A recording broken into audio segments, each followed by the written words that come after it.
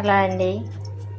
ఇక పొద్దున బియ్యం వేడి నీళ్ళల్లో పోసి నానబెట్టినా కదా, ఇంట్లో నూకలు ఉండే పంట ఈ బియ్యము నూకలు ఉండంగా వేడి నీళ్ళు మసల పెట్టి పోసి ఎండబెట్టి అవి మంచిగా కటకట ఎండిన వల్లే ఇక మిక్సీ అయితే పట్టిన సేమ్ ఇడ్లీ రవ్వలాగా అయింది. పట్టుకున్న ఇప్పుడు ఇడ్లీకి కలిపి పెడతా. రేపు పొద్దున ఇడ్లీ ఎట్లా అవుతుందో చూపించుతా. సరిపోను ఉప్పు వేసి ఇడ్లీ రవ్వ అయితే ఎండ పోసిన మినపపిండిలో కలుపుతాను.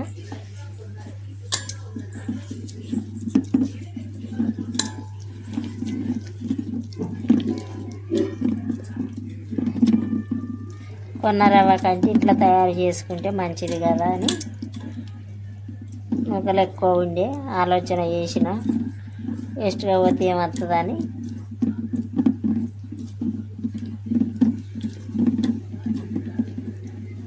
సేమ్ ఇట్లా ఇడ్లీ పిండిలాగా అయింది, ఇడ్లీ రవ్వలాగా.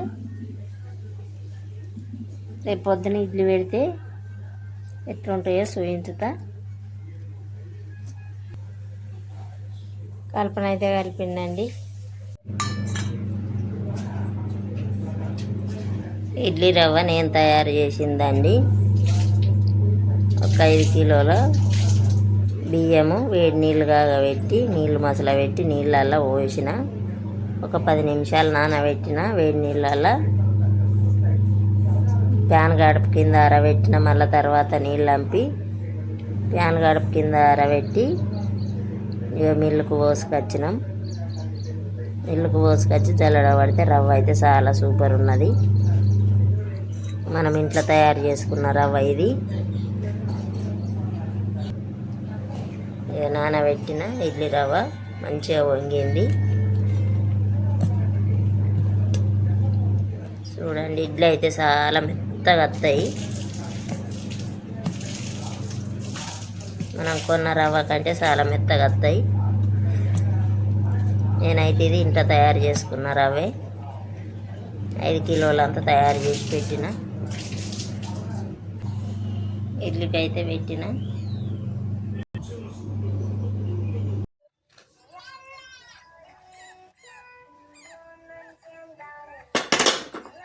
ఇది నేను తయారు చేసిన ఇడ్లీ అండి, రవ్వ తయారు చేసింది. ఇడ్లీ అయితే మస్తు మెత్తగా వచ్చినాయి.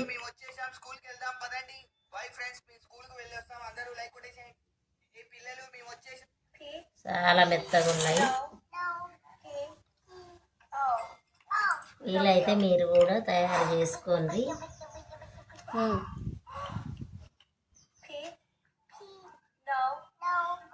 వీడియో మొత్తం పెడతా రవ్వ ఎట్లా తయారు చేయాలో. దొడ్డు బియ్యం ఉన్నా కూడా చేసుకోవచ్చు.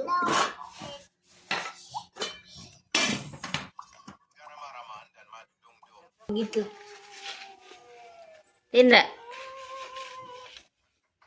తిను, నువ్వు కూడా తిను.